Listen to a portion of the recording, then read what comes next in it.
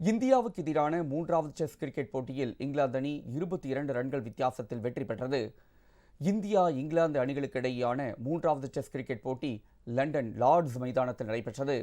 முதல் இன்னிங்ஸில் இந்தியா இங்கிலாந்து அணிகள் தலா 387 ரன்கள் எடுத்தன. இதனைத் தொடர்ந்து இரண்டாவது இன்னிங்ஸை தொடங்கிய இங்கிலாந்து அணி 192 ரன்களுக்கு ஆல் அவுட் ஆனது.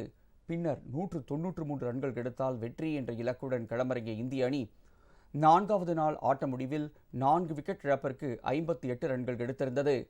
நேற்றைய 5வது மற்றும் கடைசி நாள் ஆட்டத்தில் இந்திய அணி 170 ரன்களுக்கு ஆட்டமிழந்தது. இதனால் இங்கிலாந்து அணி 22 ரன்களில் வித்தியாசத்தில் வெற்றி பெற்றது.